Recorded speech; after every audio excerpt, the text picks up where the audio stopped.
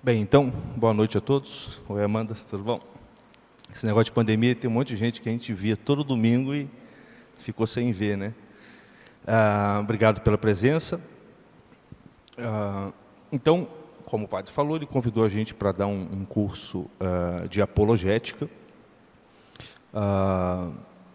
O professor Varela, que vocês conhecem também, vai ministrar esse curso junto comigo, eventualmente. E hoje a gente vai fazer uma primeira aula, e como toda primeira aula, é uma aula introdutória. Se der tempo, se tudo correr bem, a gente já entra num primeiro tema, que, caso nós entremos, será concluído na próxima aula. Tá? Mas é sempre importante a gente fazer uma introdução para a gente situar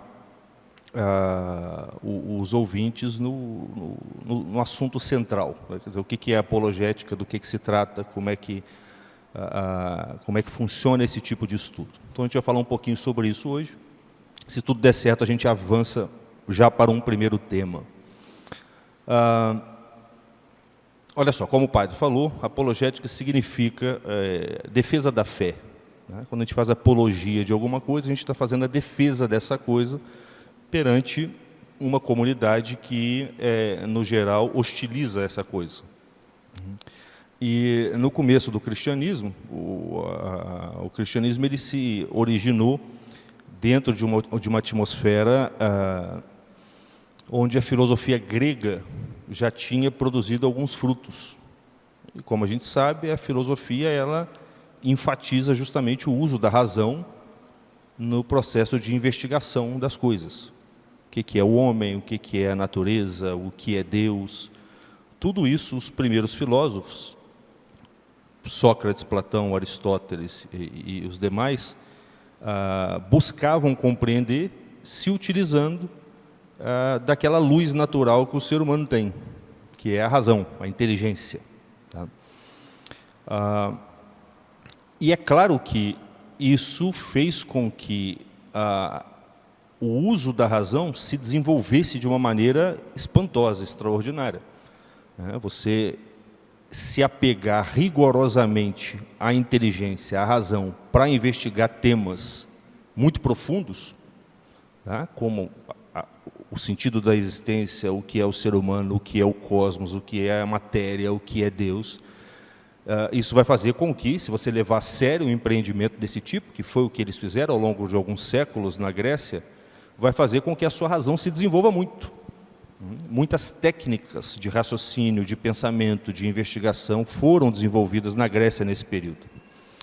Essas técnicas se disseminaram de algum modo por toda aquela região ali em torno, a partir do Império de Alexandre, né, que fez com que a cultura grega, de algum modo, se propagasse na região. Mas tem um outro fator também que é importante. É claro que eu estou dizendo isso por quê? Porque o cristianismo surge, num certo sentido, dentro de uma atmosfera cultural já ambientalizada, por assim dizer, pela filosofia. Alguns o próprio São João Paulo II sugere que a filosofia tenha sido até uma coisa providencial, como uma espécie de preparação providencial para a encarnação de Nosso Senhor. E o que faz muito sentido dependendo do enfoque que você dá, faz muito sentido mesmo. No entanto, como qualquer tradição, a tradição filosófica ela também passa por degenerações. Quer dizer, o primeiro lá, Tales de Mileto, Pitágoras, Parmênides, daqui a pouco chega o Sócrates, Platão, Aristóteles. Depois de Aristóteles, a coisa já começa a decair um pouquinho. E os filósofos posteriores a Aristóteles não eram tão, vamos dizer assim, de uma estatura intelectual tão elevada e até de uma estatura moral tão elevada quanto eram Sócrates, Platão, Aristóteles, que são ali considerada a tríade fundamental da filosofia. Então, veja bem, por um lado, o cristianismo surge dentro de uma atmosfera cultural, pelo menos em algumas regiões ali, dentro de uma atmosfera filosófica, onde a filosofia já existia, tá? Já se conheciam conceitos filosóficos, já se tinha um certo aprimoramento no uso da razão, o que a gente chamaria hoje de senso crítico. Não é bem isso a filosofia, mas para facilitar o nosso entendimento, o que a gente chamaria hoje de senso crítico já existia por ali de algum modo. Só que, no entanto, o cristianismo não surge na época dos melhores filósofos. Ele já surge numa época da decadência da filosofia. Então, por exemplo, os filósofos com os quais São Paulo se encontra, na famosa passagem do Atos dos Apóstolos, já são filósofos de terceiro escalão. Se São Paulo falasse para Sócrates, Platão e Aristóteles, a contradição e o choque não seria tão grande quanto foi aquele que é descrito lá no Atos dos Apóstolos. Por quê? Porque a filosofia grega ele é muito afim à revelação cristã. Tem muitos pontos em comum.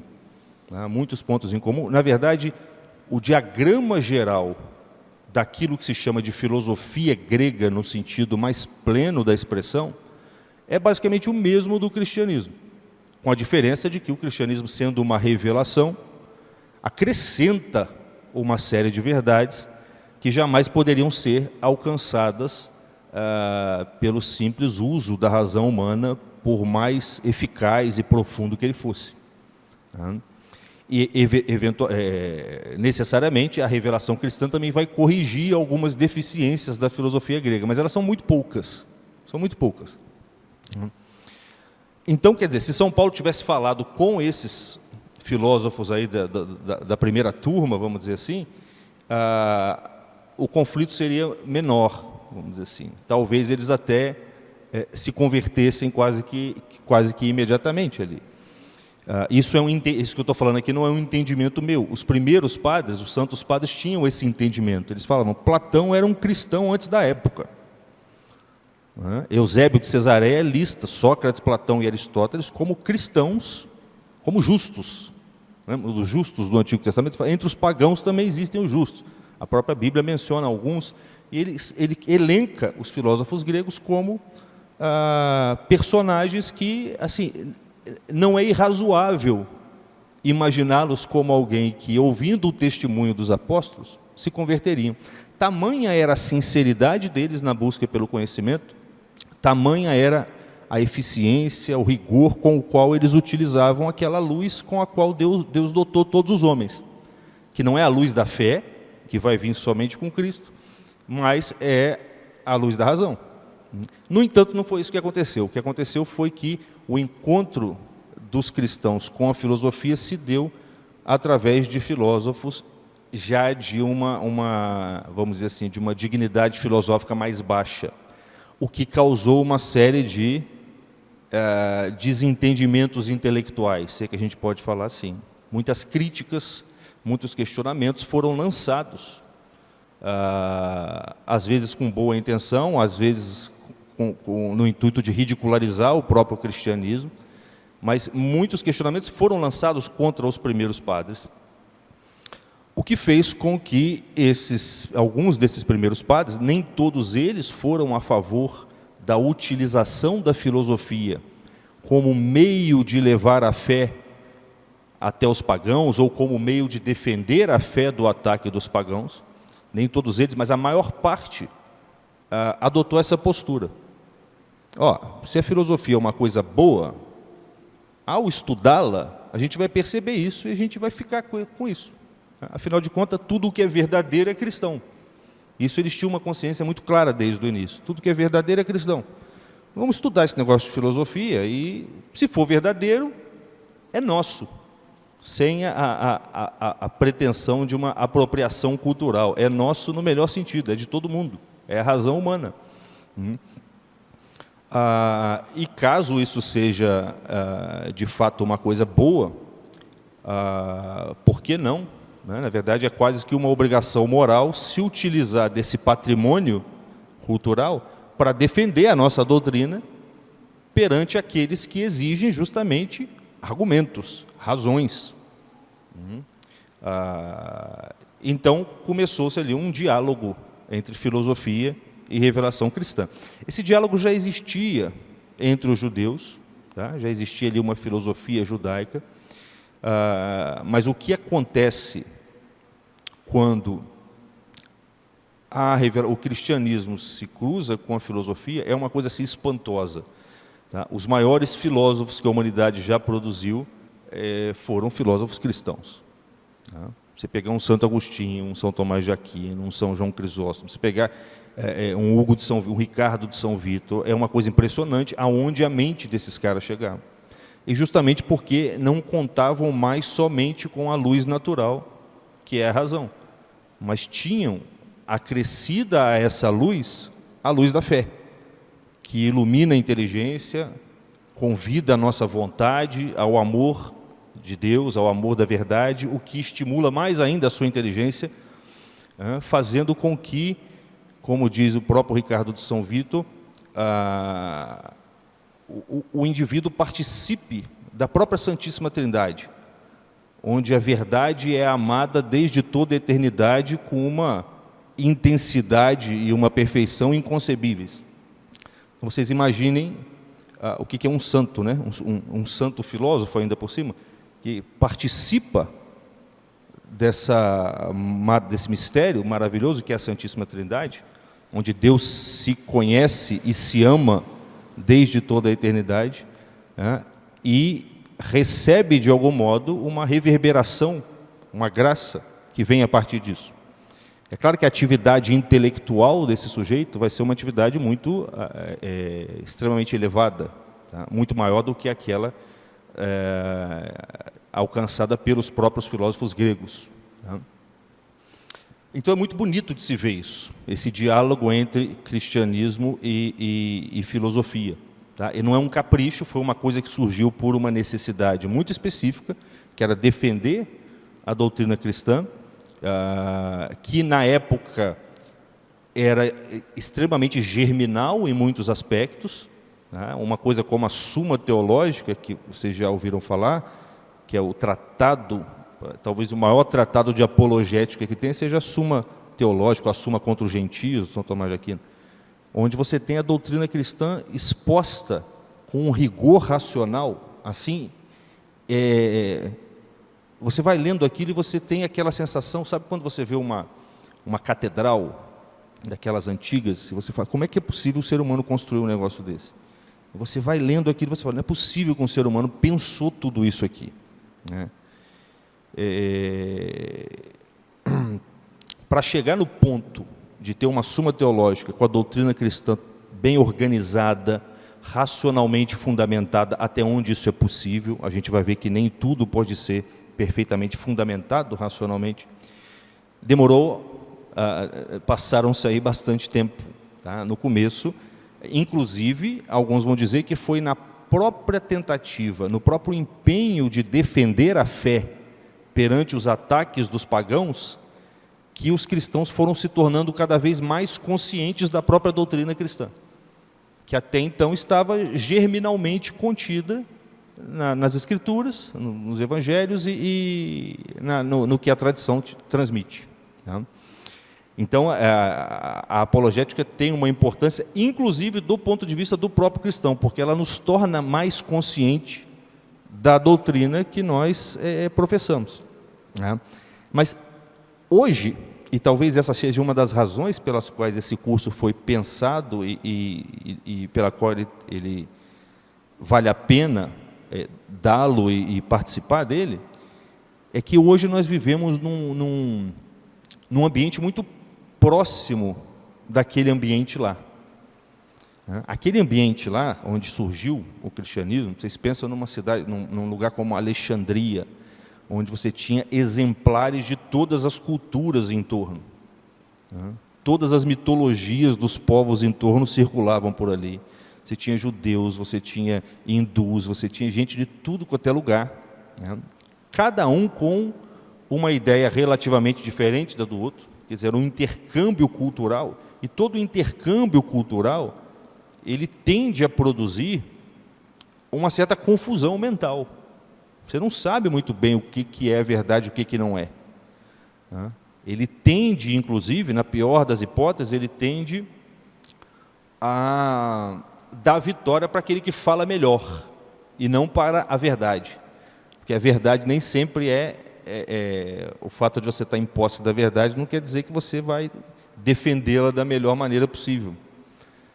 Então, vocês sabem que entre os gregos apareceram o tal dos sofistas. O que eram os sofistas? Eles eram como que, vamos dizer assim, maus advogados, que recebiam dinheiro para poder convencer as pessoas do que o cliente queria convencê-las, independente se aquilo era verdadeiro, se era falso, se era correto ou incorreto. Inclusive, eles nem acreditavam muito nisso. Mas eles tinham uma técnica tão profunda de persuasão, deixaria os marqueteiros de hoje assim no chinelo.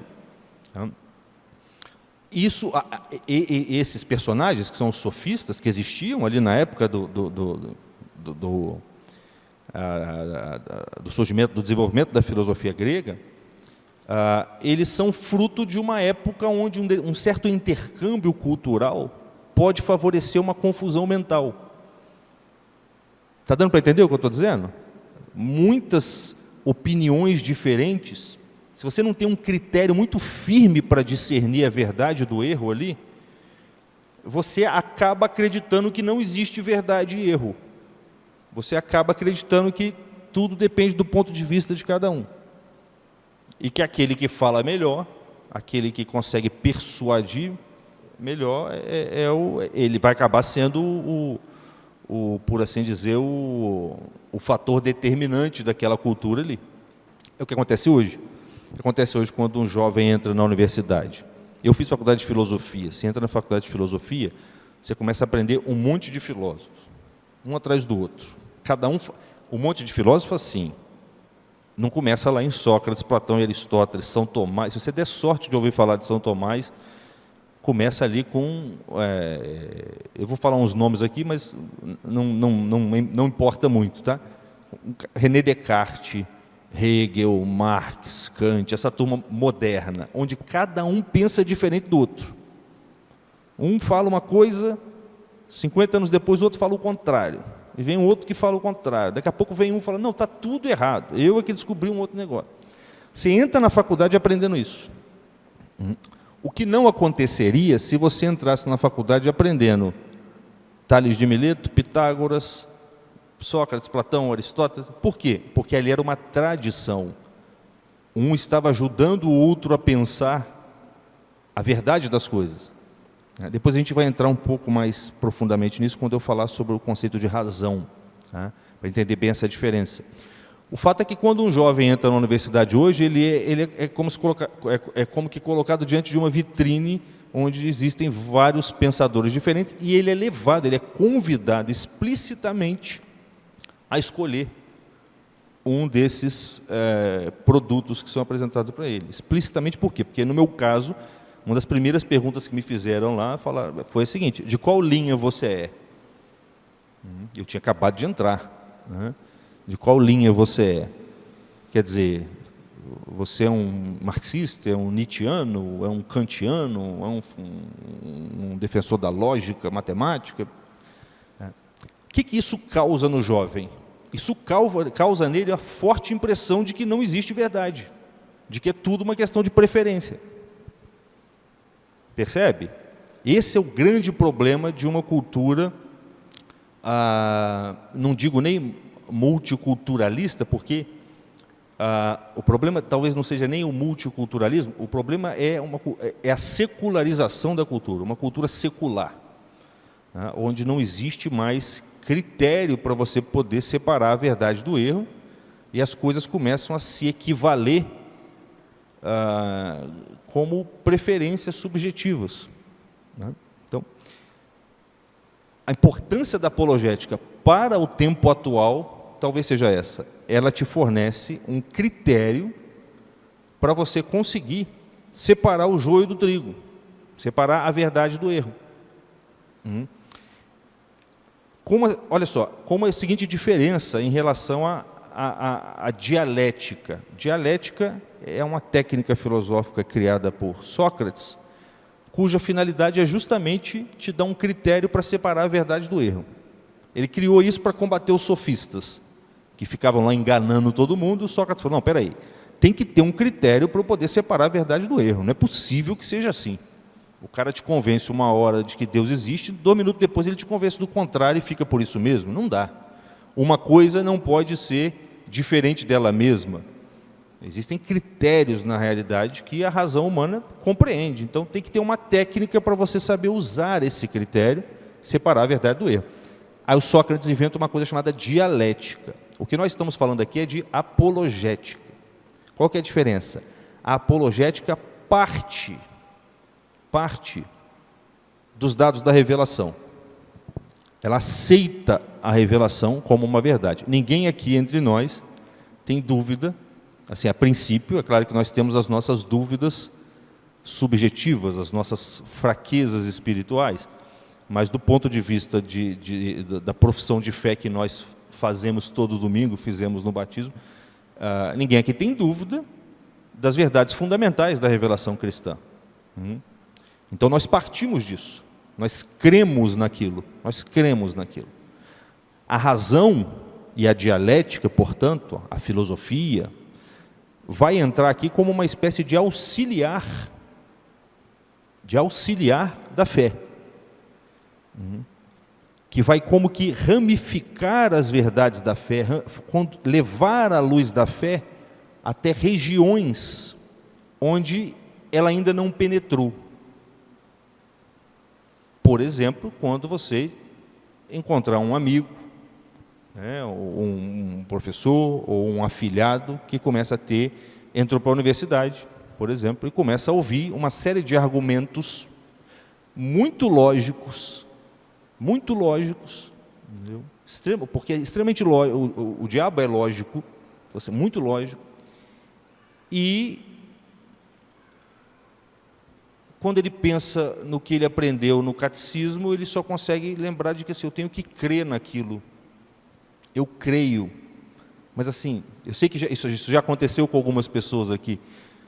Eu creio, mas assim, quando eu creio, assim, até eu conseguir ver a luz da fé com a clareza com a qual um santo vê, tem um trajeto aí, ó. A luz da fé, no começo, ela é fraca. O conhecimento que vem pela fé, no começo, é fraco. E por isso que a gente pede fé. A gente pede fé, e a gente reza, e a gente vai progredindo, porque a fé produz um conhecimento, mas não é um conhecimento racional. E ainda que você o tenha, tá, na hora de você transmiti-lo para outro, você dá o seu testemunho, entendeu? Você professa a sua fé, ou você age como um cristão, isso é muito bom e é muito eficaz. Mas em alguns casos é necessário algo mais do que isso. Em alguns casos é necessário algo mais do que isso.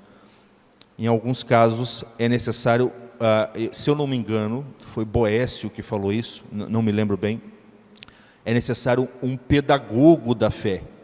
Pedagogo é aquele que conduz a criança pela mão, né? O pede aí é de criança, né? O gogo é de um movimento de elevação. Sabe quando a criança está querendo subir eu estava viajando com meu filho, agora a gente vai fazer uma trilha, aí você tem que dar a mão nele para ele subir um lugar. O pedagogo faz isso, só que espiritualmente. Em alguns casos a gente vai sentir a necessidade de um pedagogo para a fé. Às vezes para nós mesmos, tá? Nós também podemos ser o sujeito para o qual a apologética vai ser útil, né? Mas também para defender a nossa fé perante dos ataques que ela irá receber, para converter alguns, tá? Por todas essas razões, a apologética vai ser esse pedagogo da fé.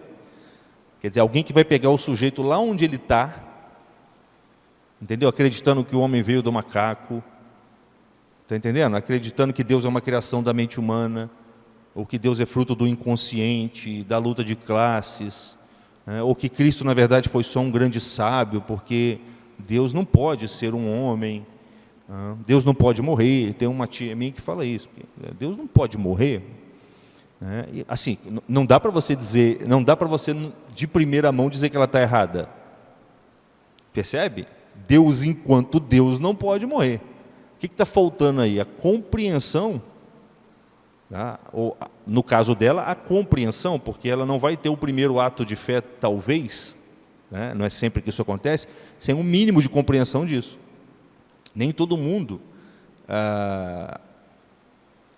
algumas pessoas, melhor dizendo, algumas pessoas precisam de percorrer uma certa trilha com a razão para conseguir fazer o primeiro ato de fé. Comigo foi assim. A fé não fazia sentido nenhum para mim, até o momento em que eu consegui entender. Ó, não é muita coisa. Os mistérios você não entende com a razão, Santíssima Trindade, essas coisas, mas um grau de razoabilidade, às vezes funciona como um condutor até a fé, como um pedagogo, que pega a sua mão lá embaixo e coloca a sua mão na mão de Jesus Cristo. Aí a graça começa a te mostrar aquelas coisas que até então você não conhecia. Então a apologética ela serve para isso. Tá? Ela é um tipo de teologia, existem vários tipos de teologia, teologia dogmática, que expõe a fé. Você tem a teologia mística, que trabalha os procedimentos internos à vida de oração, pelo qual você vai ascendendo na caridade. Tá? Quem leu, sei lá, os livros de Santa Teresa, aquilo é teologia mística. São João da Cruz. Você tem teologia simbólica, que vai analisar o simbolismo contido nas Escrituras. E você tem, além de outras modalidades, você tem alguns chamam de teologia fundamental. Você tem a apologética, tá? Que é uma teologia, quer dizer, é uma ciência a respeito de Deus, tá? Mas cuja finalidade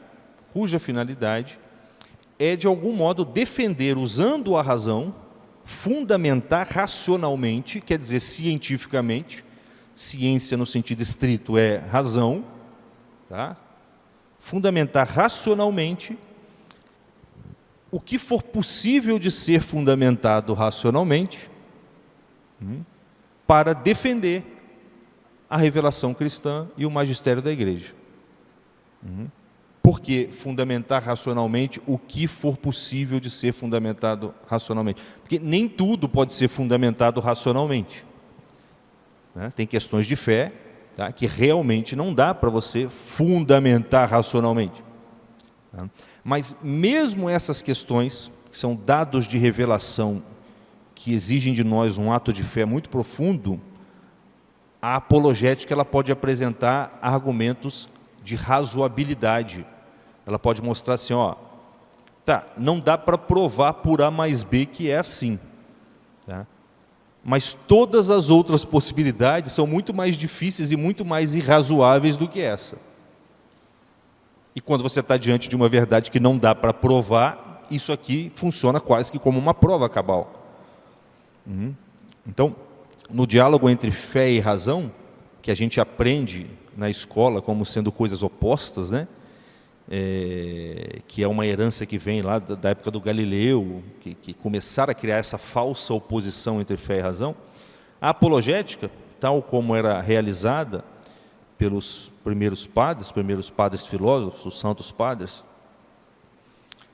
ela é esse diálogo, ele é como uma amizade mesmo, porque Deus fez o homem com uma luz natural, que é a razão. E depois ele acrescenta o homem, ele dá para o homem uma outra luz, que é uma luz sobrenatural. E uma luz não pode se opor à outra.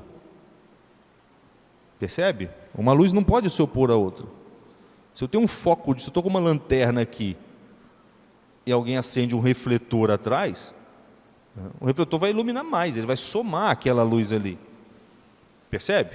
No caso vai gerar uma sombra, mas porque tem algo ali que não é luz, que sou eu, né? Aí vai gerar uma sombra. Mas a luz com luz é mais luz. E a razão, ela é uma luz natural. E toda luz tem por objeto o quê? A verdade. Toda luz te mostra algo, te revela algo. E os santos padres tiveram uma consciência muito clara disso. Não pode haver oposição entre fé e razão. Não pode haver oposição. Essa oposição significaria uma oposição na própria intenção de Deus. Ao criar um ser humano, dotado de uma luz natural que fosse contrária a uma luz sobrenatural que ele daria para esse mesmo ser humano depois. O que pode acontecer é a luz natural por si só não tem o alcance para compreender algumas verdades que justamente por isso são reveladas, são dadas por Deus ao homem. E se a razão natural, se a luz, a nossa inteligência, não tem a capacidade natural para alcançar essas verdades sobrenaturais, ao nos serem dadas essas verdades sobrenaturais, ou seja, a partir do momento em que a revelação é dada ao homem, Deus também tem que dar ao homem um acréscimo de luz. Percebe? Eu não posso dar uma coisa muito grande para você sem, de algum modo, modificar, aperfeiçoar a sua capacidade de inteligir, de compreender, de receber essa luz que eu estou te dando. É aí que entra a graça que infunde no organismo espiritual humano, na alma humana, a fé, que é um aperfeiçoamento da inteligência pelo qual ela se torna capaz de vislumbrar, de aderir a essas verdades sobrenaturais. Então veja que não tem oposição entre fé e razão. São duas luzes. O que pode acontecer e o que acontece, nós veremos aqui em alguns momentos, é algumas verdades reveladas serem grandes demais para a razão, para serem expostas na forma de um raciocínio, na forma de um argumento. E por isso os santos padres, o próprio Cristo se vale muito de analogias. Você usa um símbolo, você conta uma historinha para o sujeito fazer ideia. É como se fosse isso. Quem tem filho sabe, às vezes a criança pergunta umas coisas, mas o objeto da pergunta dela faz parte de uma esfera da realidade da qual ela mesma não faz parte ainda. Como se meu filho virasse para mim e perguntasse: pai, o que é o Supremo Tribunal, sei lá, Eleitoral? Como é que eu vou explicar isso para ele? O que eu posso fazer, quando a razão dele não tem condição de alcançar esse conhecimento, é encontrar na esfera existencial dele, quer dizer, nos brinquedinhos dele, nas coisas que ele faz, algo que seja análogo àquilo, que seja uma miniatura daquilo. Analogia é isso, é você encontrar numa escala inferior uma miniatura de algo que está numa escala superior. Isso resolve o problema totalmente? Não. Mas isso como que eleva a sua alma, faz a sua alma dar um voo súbito, que você fala: estou fazendo uma ideia do que é. Percebe? É um tipo de raciocínio que é utilizado quando justamente a razão humana não pode aprender algumas verdades que são luminosas demais para ela. Mas veja bem, o que é luminoso demais para a razão humana não contraria a razão humana, transcende a razão humana. É diferente.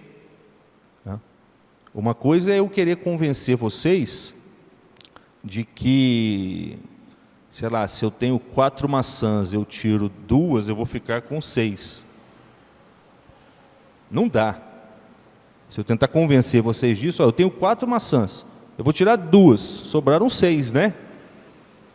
Tem algo em vocês que repudia isso. Estão entendendo o que eu estou dizendo? Esse algo em vocês que repudia isso é a luz natural. E vai ser o nosso instrumento de trabalho na apologética, vai ser isso. A fé é um pressuposto. Quanto mais a gente rezar, quanto mais a gente crer, mais a nossa razão vai funcionar. Com clareza, com pureza.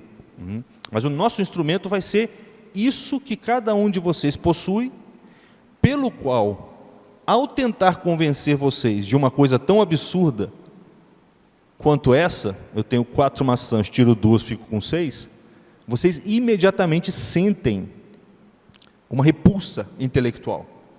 Algo dentro de vocês rejeita isso. Certo? Vocês identificaram o quê? Uma contradição, uma falsidade lógica. Isso é uma coisa contrária à razão. Isso é algo irracional. Percebe?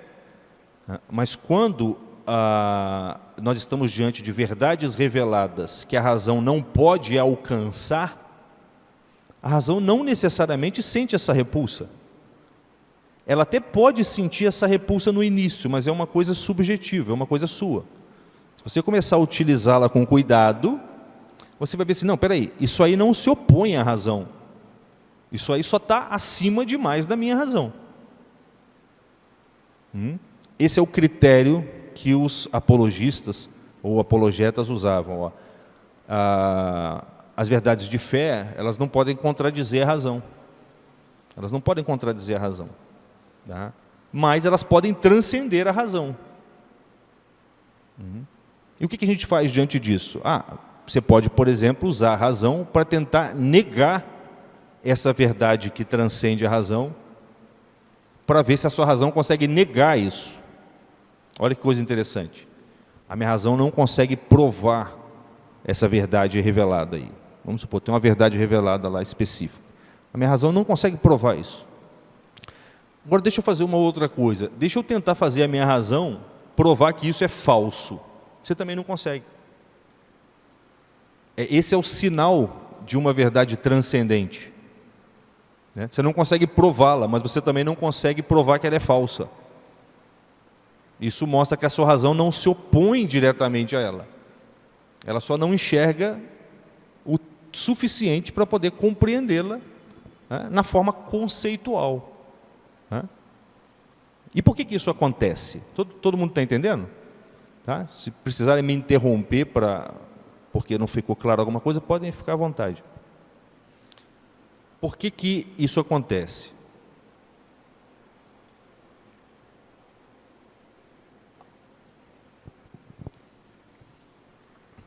O ser humano, tal como está exposto no Gênesis, ele foi feito, ele foi pensado por Deus e feito por Deus como uma alma em um corpo.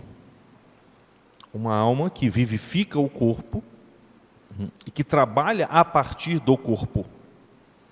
Essa é a diferença fundamental entre o ser humano e o anjo, os dois tipos de criaturas espirituais. Existem dois tipos de criaturas espirituais, os homens e os anjos. Os anjos são espíritos puros, eles não têm corpo. Então a inteligência deles capta as verdades diretamente lá em Deus. Tá? O anjo olha na luz divina e vê tudo que ele precisa, tudo que Deus permitiu que ele visse. O homem não, o homem é um espírito, é uma inteligência, mas feita para operar a partir do corpo. O corpo não é um defeito do ser humano. O corpo não é um defeito do ser humano. Tanto é que uma das verdades reveladas é a ressurreição dos corpos. Na vida eterna, nós estaremos com esse corpo aqui, que nós temos agora, devidamente modificado pela glória, pela presença de Deus, mas esse corpo aqui. Isso quer dizer o quê? Que a inteligência humana, ela foi feita para operar a partir dos órgãos corpóreos. E quais são os órgãos corpóreos responsáveis pelo conhecimento?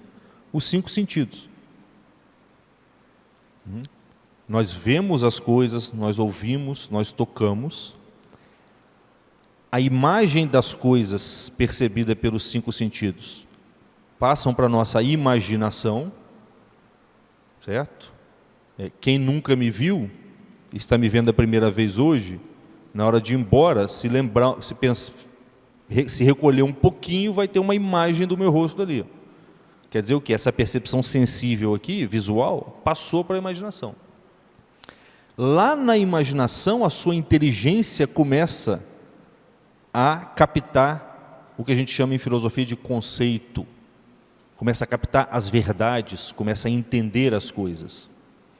Parece uma coisa um pouquinho complicada, mas ela não é tão complicada assim. Compare-se a si mesmo com um animal.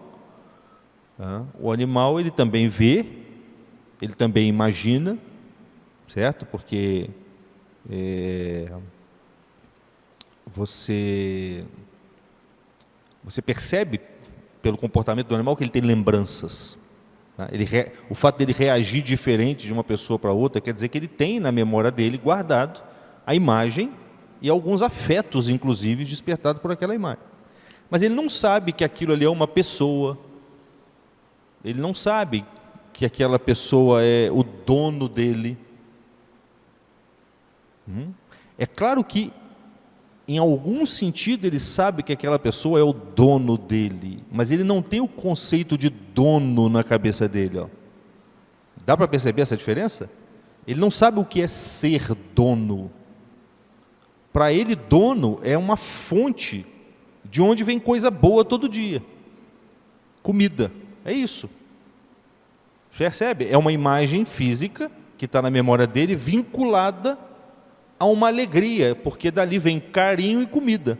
Então, quando o dono aparece, ele reage assim. Mas ele não sabe o que é um dono. Ele não sabe o que é uma pessoa, ele não sabe o que é um cachorro. Ele não sabe o que é comida, do sentido intelectual. Ele não pode escrever um artigo sobre o que é comida. Ó. E não é só porque ele não sabe escrever.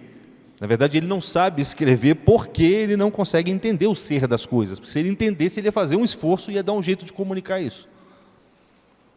Dá para perceber isso? Isso é a razão humana, isso é a inteligência humana. Só que a inteligência humana, ela funciona a partir da imaginação. Ó. No cachorrinho, o mundo externo chega até a imaginação e para. No homem, atrás da imaginação tem essa luz natural que Deus deu, que é a razão, a inteligência. Então essa razão olha para o conteúdo da imaginação e dali ela começa a perceber as coisas para as quais ela foi feita. E para que coisas a nossa razão foi feita? Para coisas que nós chamamos de verdades. E ela começa a perceber as verdades, a essência das coisas, o ser das coisas, é a mesma coisa. Ah, então aquilo ali é um cachorro. Ó. Ah, e aquele ali é o dono do cachorro. Ah, e o cachorro não percebe que o dono é dono. Tudo isso que eu estou falando aqui, eu jamais poderia falar para uma plateia de cachorros. Não dá. A gente só consegue compreender, falar sobre os cachorros porque nós não somos cachorros. Aliás, isso bastaria para refutar, por exemplo, vocês já devem ter visto na internet que tem uma moda aí meio esquisita das pessoas começarem a achar que elas são o que elas não são, né? Assim, o camarada cisma que ele é um cachorro, por exemplo. Tem isso, né? O cara cisma que ele é um cachorro, faz umas modificações, uns implantes, sei lá, e começa a andar de 4. Agora pensa bem. Qual que é o pré-requisito para que você decida ser um ser diferente daquele que você é? Qual a única espécie que pode fazer um negócio desse? Que pode tentar fazer um negócio desse? A espécie humana. Porque só ela percebe o ser das coisas. Um cachorro jamais poderia querer ser um gato, porque ele não sabe nem o que é ser cachorro, nem o que é ser gato. Ele não tem essa noção intelectual. O ser humano tem, e por isso ele pode fingir que é um gato ou um cachorro. Então, quer dizer, o ato pelo qual o sujeito tenta convencer as pessoas de que ele não é um ser humano, prova que ele é um ser humano. Estão percebendo? Isso é apologética, por incrível que pareça. Sabe por quê? Porque uma das verdades da nossa religião é que, está lá no Gênesis, Deus vai criando as coisas, Ele cria segundo a sua espécie. Lembram disso? Cada animalzinho, cada bichinho, cada plantinha, segundo a sua espécie. O que eles chamam hoje de preconceito, sei lá, especicismo, alguma coisa assim, tem um termo que eles usam, né? De você achar que pertence a uma espécie, é um preconceito, porque espécie não existe, te convenceram. Ó, saber defender o valor da espécie, o valor saber argumentar a favor da existência de espécies tem uma importância para a nossa fé. Estão percebendo? É claro que tem coisas mais importantes, mas vocês vivem no mesmo mundo que eu, e vocês sabem que a coisa está chegando num nível de barbaridade, assim, que isso se tornou uma coisa importantíssima. Isso é importantíssimo. Eu sou professor de ensino médio e assim, eu fico espantado, porque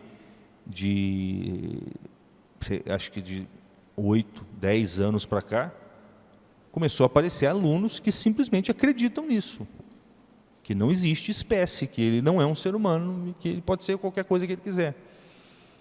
Agora, como é que você vai, se Cristo deu para você o mandamento lá, o mandamento, ide e ensinai todos os povos. Ó, você foi batizado? Você creu, agora você vai ensinar os outros, você vai evangelizar. Isso é amar ao próximo, em última instância é isso. Tá? Como é que você vai fazer isso diante de uma pessoa que acha que é um cachorro? Percebe?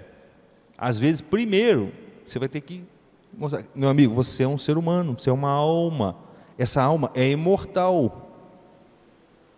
Percebe? Essa alma é imortal. Se o cara já entendeu que a alma é imortal, para você explicar para ele revelação, o que é uma revelação, já é muito mais fácil do que o sujeito que não acredita em alma imortal, acredita assim, morreu, acabou. Aí é difícil você falar em revelação para um cara desse. Percebe? Como é que você vai falar, vai converter ou vai defender a sua fé diante de uma pessoa ou um argumento desse tipo?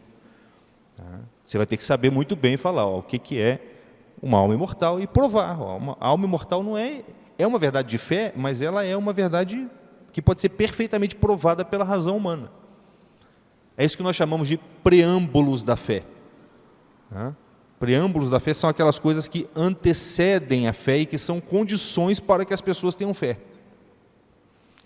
Se o sujeito não entende que ele é um ser humano, que ele é uma alma imortal, que ele é dotado de razão, de inteligência, até porque a fé depende da razão, ela é um aperfeiçoamento da inteligência. Se ele não entende essas coisas, se ele não entende que Deus existe, ele não vai conseguir, assim, a graça pode tudo, o Espírito sopra onde quer, mas no geral, ele não vai conseguir fazer o primeiro ato de fé dele, que é necessário para o sujeito se converter. Para encerrar, São João Crisóstomo dizia que em tempos de crise espiritual, tempos como o nosso, até mesmo os milagres são ineficazes. Porque as pessoas vão falar, não, isso aí ou é ilusão de ótica, ou é enganação, ou é coisa do demônio. Pode até ser sobrenatural, mas é coisa do demônio. São os deuses. Ele falava assim, em tempos de crise de fé, a única solução é o uso copioso da palavra. Aqui ele está falando do quê? Do ensino. E é fácil perceber que ele está falando da apologética. De você saber usar a inteligência para conduzir as pessoas até a fé ou para defender a sua fé diante daqueles argumentos que justamente impedem as pessoas de chegarem até ela. E nós estamos nessa época. Tá? Então, é claro que tudo isso que eu falei aqui depende da nossa vida de oração, da nossa vida de fé, da graça e de tudo isso. Tá? É um pedagogo da religião. Tá? É um auxiliar que vai conduzir a luz da fé até, vamos dizer assim, estruturas muito distantes da fé, para, em última instância, não somente defender a revelação e o magistério, como também tirar as barreiras que impedem as pessoas de se obrigarem a aderir a essa fé. Porque, em última instância, tudo isso é para quê? É para o sujeito ouvir o negócio, entender o negócio e falar assim, meu Deus, eu sou obrigado a aceitar isso. Primeiro porque a minha razão me obriga, mas o fato fundamental ao qual a minha razão está me obrigando a aderir, é a revelação. Deus veio, Deus falou, Deus transmitiu isso para o homem. Como é que eu não sou obrigado a aderir a isso, que veio do próprio Deus? E essa obrigação, por mais que o termo obrigação geralmente esteja ligado à escravidão, a um constrangimento, essa obrigação é o que torna o ser humano livre. Porque quando você é obrigado pelo que te transcende realmente, quando você é obrigado por uma coisa que te transcende, você na verdade está se aperfeiçoando. Uma coisa é você ser obrigado a se colocar numa situação abaixo da sua dignidade. Essa é a servidão, isso é servidão. Olha que interessante, tanto liberdade quanto servidão envolvem uma obrigação. No caso da servidão, você está sendo obrigado a servir algo ou alguma realidade que está abaixo da sua natureza. No caso da perfeição, você está sendo obrigado também, pelo poder da luz, da razão, da própria fé, da revelação, a se integrar em algo que te transcende. E como disse São Tomás de Aquino, a perfeição de qualquer criatura, de qualquer ser, é se unir àquilo que o transcende. O que faz uma coisa perfeita? É ela se unir àquilo que é maior do que ela. Hoje as pessoas usam o termo instalar, é você se instalar numa ordem superior dentro da qual você está. Bem, então foi uma introdução, a gente não entrou ainda no que eu queria a respeito do que é a fé e do que é a razão, mas eu creio que tenha dado para a gente entender um pouquinho o que é a apologética, qual é a metodologia que ela usa, qual é a importância dela para o mundo atual, e já tocamos um pouquinho aí em algo relacionado à relação entre fé e razão, que vai ser um pouco mais explorada na próxima aula, e aos pouquinhos a gente vai entrando em temas específicos. Tá? A gente vai pegar temas específicos, doutrinas, principalmente as modernas, que se voltam diretamente contra algumas verdades da nossa fé e que estão circulando aí pelo mundo, impedindo as pessoas de se obrigarem a aderir a essa realidade que as transcende, ou seja, fazendo com que as pessoas corram para a sua escravidão como se elas estivessem correndo para a sua liberdade. Então é isso. Aí eu passo a palavra para quem quiser fazer alguma pergunta ou consideração. Professor, o senhor falou sobre a defesa da verdade através da apologética. Eu tenho me deparado ultimamente com pessoas completamente loucas. Vou dar um exemplo. Estive debatendo com um protestante que ele nega absolutamente a Escritura. E, ao mesmo tempo que ele... A Escritura. E ele nega a Escritura ao mesmo tempo que ele diz que o Pai é o único ente verdadeiro. E ele só sabe disso através da Escritura, porque não existe outro documento que fala do Pai. E não... como que a gente consegue transcender essa loucura? Ou se a gente acredita na misericórdia de Deus, na ignorância invencível, porque há casos que as pessoas estão completamente loucas mesmo, como esse caso. O que a gente faz nesse caso? Então, olha só, esse tipo de coisa não está muito sujeito a uma casuística assim. Isso é uma coisa que... Primeira coisa que a gente sempre faz é o quê? Você tem que rezar pela pessoa para que a graça chegue lá e comece a abrir o coração da pessoa, a inteligência da pessoa. Segundo, você tem que ter muita prudência, porque é muito comum que a gente produza nas pessoas uma reação, um efeito colateral que faz com que ela se feche mais ainda. Porque em alguns casos, eu não sei se esse é o caso, em alguns casos a pessoa está tão obstinada na opinião dela, ela está tão fechada naquela opinião, que ela já se encontra na defensiva. E qualquer luz diferente daquela, por mais que seja a luz da verdade, mais ainda se for a luz da verdade, mais ainda se a inteligência da pessoa começar lá dentro a ver que faz sentido o que você está falando. Se a pessoa estiver muito obstinada, ela começa a repelir esse negócio. É, mais ou menos isso, como se ela tivesse anticorpos ali. Ela está numa zona de defesa.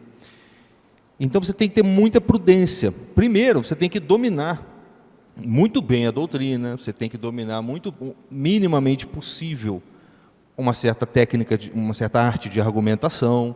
Você não precisa ser perfeito nisso, mas porque Deus vai nos capacitando também, mas algo disso você tem que ter, para não piorar um pouco a situação e dar um passo para trás.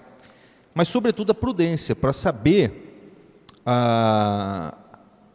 olhar corretamente, ouvir o discurso da pessoa com atenção, ter o senso de oportunidade para perceber momentos de abertura, que às vezes são brechas muito pequenas, mas que se você souber usá-las, é uma coisa que você aponta, uma coisinha que você fala, sem dar muita corda para não deixar a reação da pessoa aparecer, você faz um apontamento, muda o assunto e deixa aquilo ali. Você está rezando também, então a graça está trabalhando ali dentro. Um cuidado para não falar demais, para não oprimir a pessoa. Principalmente, um cuidado para que nós também não comecemos a crer que o agente da conversão somos nós, e de que nós temos uma responsabilidade, vamos dizer assim, eu não sei o termo, mas uma responsabilidade irracional, mecânica de converter aquela pessoa. Porque a gente também está muito desorganizado psicologicamente, e que sujeito é esse que está querendo ajudar a pessoa naquele momento? É o mais puro aí dentro? Por que eu estou dizendo isso? Porque tem muitos elementos em jogo. Então não tem uma resposta definitiva para você fazer isso. Tem coisas básicas que você não pode deixar de fazer. Rezar para a pessoa, certo? Exortá-la eventualmente, conversar com ela, ouvi-la também, saber argumentar e tal. Mas o segredo para isso é a prudência. O que é prudência? A prudência é a virtude pela qual você consegue fazer a coisa certa na hora certa, com a finalidade certa. E isso a gente desenvolve. Tá? Isso aí não é um dom que uma pessoa tem e a outra não tem. Isso é uma capacidade humana que todo ser humano deveria ter. É preciso desenvolver isso. Tá? Agora, o curso de apologética, depois eu posso indicar livros de apologética para a gente estudar isso, é um ponto fundamental. Sem o conhecimento da doutrina, não tem como, porque às vezes você mesmo está errado e não está percebendo. Entendeu? E às vezes aquilo que o sujeito está defendendo, sem você se dar conta, tem um fiozinho ali, tem um núcleo ali, que você tem que pegar naquele núcleo e dali ir puxando o fio da sua argumentação. Eu não sei se eu estou conseguindo ser claro nisso, mas assim, a gente que é professor, eu sou professor de adolescente. Assim, metade da minha turma é tudo de cabelo azul. Tá? Então, assim, no geral vai tudo bem. Não tem atrito, mas por quê? A pessoa começa a falar, depois de 12, sei lá, 13 anos de sala de aula, você começa a aprender o seguinte: deixa a pessoa falar. A mentira, ela depende da verdade. A mentira, ela tem uma natureza vampiresca. Ela precisa se alimentar de uma coisa positiva, que é a verdade. Então deixa a pessoa falar, ela está enganada, está falando botando para fora um monte de opinião e etc. Mas em algum momento uma verdade vai aparecer. Aí você pega aquela verdade ali, com muita delicadeza, e vai puxando o fiozinho dela. Quando você faz isso, a razão da pessoa vai obrigando ela a aderir àquilo. Essa é a arte. Isso que o Sócrates usava. Entendeu? Que a razão não é minha nem sua. Por isso que a expressão é, ele está com a razão. É muito bonito quando a pessoa fala isso. Você está com a razão.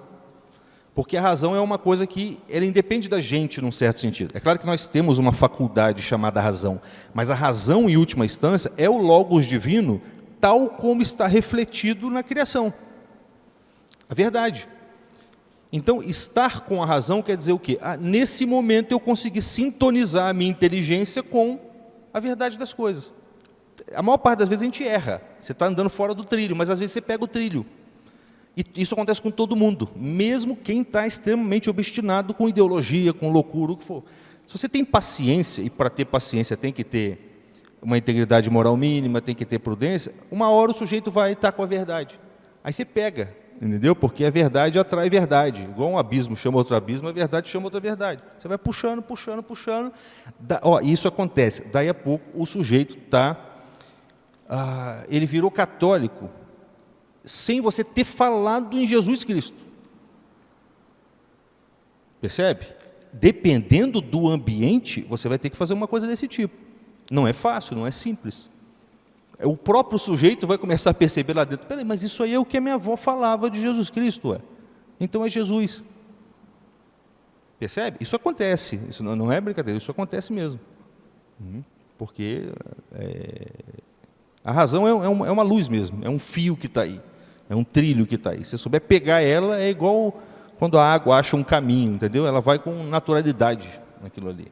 Mas não é fácil achar, e principalmente não é fácil nos colocar numa posição moral pela qual a gente consegue controlar os nossos animais interiores e agir com esse espírito de caridade. Eu não quero ganhar uma briga. E a gente quer ganhar briga, inclusive, com a nossa religião. Às vezes a gente quer se sentir bem por pertencer a uma religião que é verdadeira. É claro que nós temos o direito de nos sentirmos bem por isso, mas esse não pode ser o nosso foco. Senão a coisa pode se perverter a tal ponto que bagunça tudo.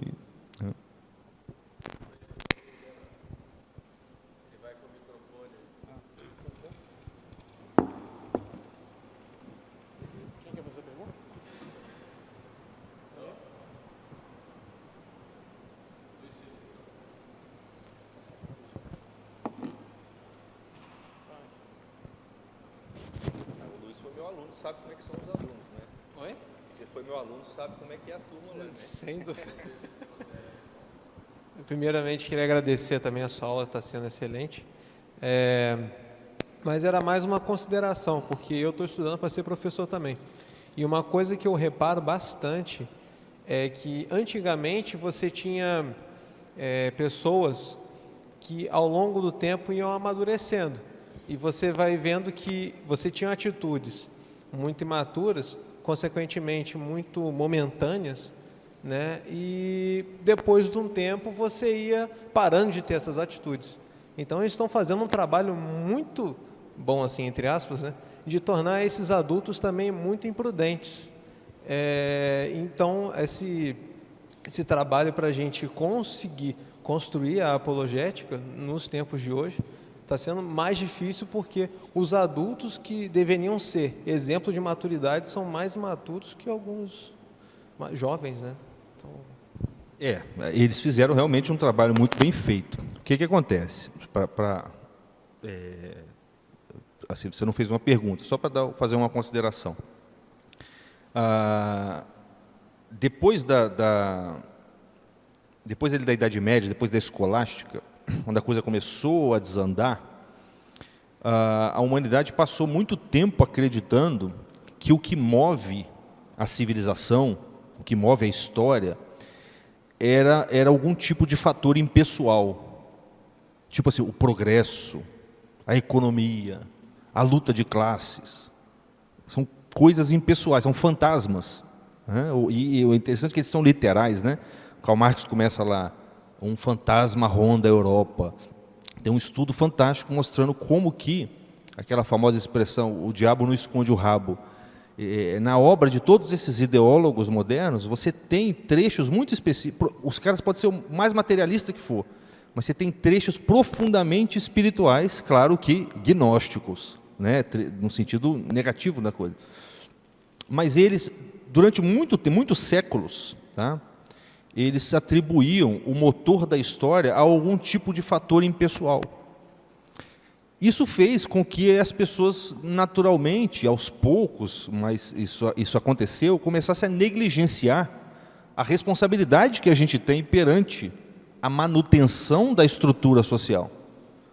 A gente começou a achar que a estrutura social é um elemento da natureza. Sabe onde isso aparece hoje? Quando você fala para as pessoas que daqui a pouco vai estar legalizada a pedofilia, e as pessoas falam assim, não, isso não vai acontecer, a sociedade não vai deixar isso acontecer. Isso é um sintoma disso. As pessoas acham que a sociedade, que a história, é uma força da natureza, que se mantém sozinha, como as árvores. Você destrói, vem outra. Elas esqueceram que a sociedade precisa ser mantida por uma tradição. E a tradição é igual ao telefone sem fio. Se você não cuidar para que a coisa seja transmitida bem, ela vai se degenerando, vai se degenerando. Só que aí, quando chegou ali por volta do século XVIII, XIX, teve um sujeito que descobriu que estava todo mundo errado. E que, na verdade, o que move a história é aquilo que os filósofos já sabiam e que Cristo falou também. A palavra. Quando Cristo fala, ó, agora vocês vão lá e ensinem todo mundo. Batiza e ensina. Ele está falando o quê? Ó, tem que ensinar, porque o que move o negócio é a palavra, é o testemunho. Vai pregar, vai ensinar, vai falar. Depois de muito tempo esquecido dessa verdade fundamental, vem o Hegel, um filósofo alemão, e descobre: o que move a história são as ideias. São as ideias. Tá? Só que o Hegel era um gnóstico, ocultista, um gênio do mal, vamos dizer assim, e fez com isso uma lambança lá, uma outra coisa. Mas a partir dele, por exemplo, você tem filósofos da educação americanos que redescobriram Hegel. Você tem a geração marxista do século XX, a escola de Frankfurt, que redescobriu Hegel e começaram a falar: peraí, não é bem a luta de classes que move, não é bem o progresso da indústria que move a história, é a palavra, é o ensino. Vamos para a educação. É na educação que a gente vai começar a modificar isso, porque é onde uma coisa que Karl Marx achava desprezível. Karl Marx falava: a revolução nunca vai acontecer pela educação. Ela vai acontecer pela revolução armada, segundo uma lógica mecânica quase da luta de classe, econômica. Mas o fato é que, a partir de Hegel e de pessoas que redescobriram Hegel depois do Marx, vamos dizer assim, a cidade dos homens, quer dizer,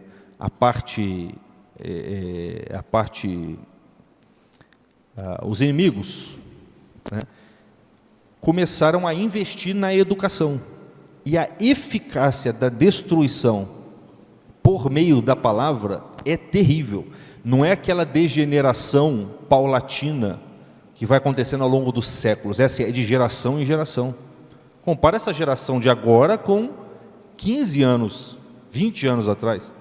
É uma queda muito grande, as quedas vão se tornando mais profundas, as precipitações vão se tornando maiores, porque agora você tem um elemento realmente diabólico, porque agora existe uma contra-inteligência trabalhando para danificar a sociedade. E talvez isso, de algum modo, tenha a ver com esse fenômeno que você descreveu aí. Entendeu? A gente tem que ter muita esperança no objeto certo, porque, do ponto de vista terrestre, parece que as coisas estão caminhando para uma direção muito abissal. No entanto, eu não sei se no mundo, mas no Brasil, na última década, também está havendo um redescobrimento do poder da palavra.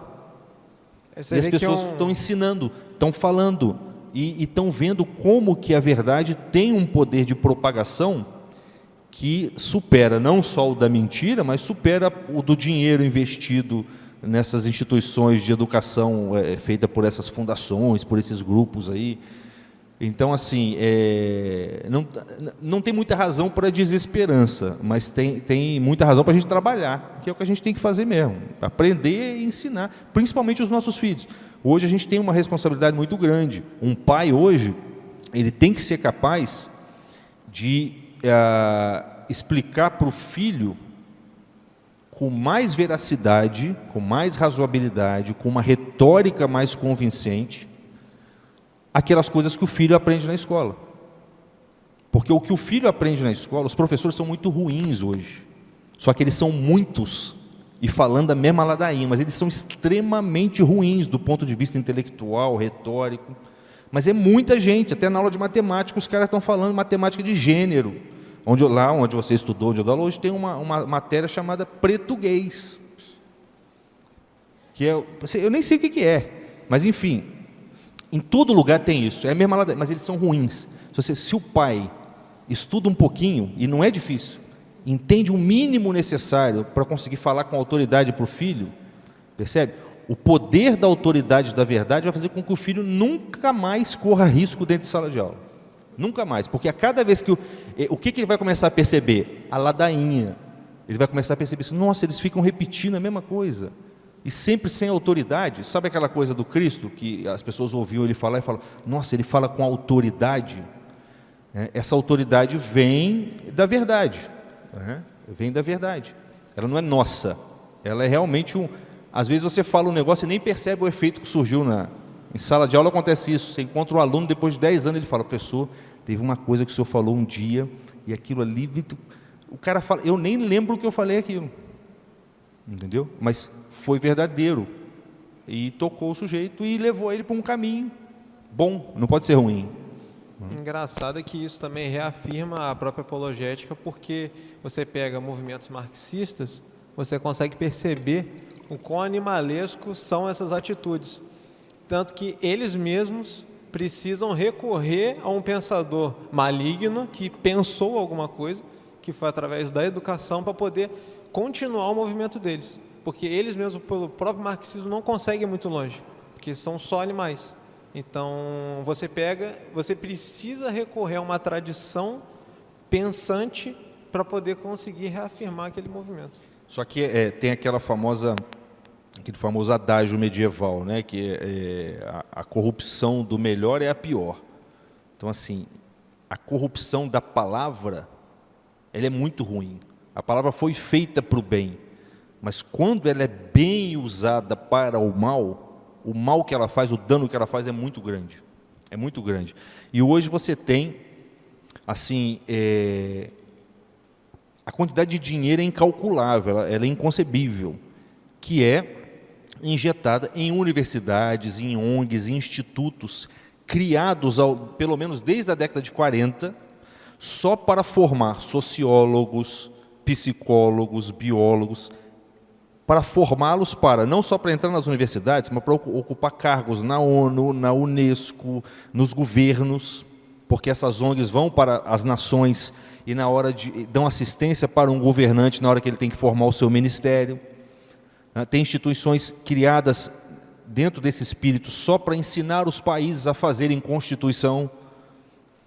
Tudo preparado dentro dessa lógica. Isso é rastreável. Você começa a estudar, você vai rastreando isso. E se você sabe que o que move o mundo não é o progresso, não é a tecnologia, não é a luta de classe, é a palavra, aí não tem teoria da conspiração. Quando que as pessoas acham que é teoria da conspiração? Quando elas ainda não entenderam que o que move o mundo é a palavra. O que muda o curso de uma nação é um telefonema. Você está entendendo? É um falando com o outro. Ó. Palavra é um negócio assim impressionante. E quando você entende isso, não tem teoria da conspiração. É isso mesmo, são pessoas que estão agindo no mundo. E pessoas agindo, sobretudo por meio da palavra, né? Para o bem ou para o mal. Né?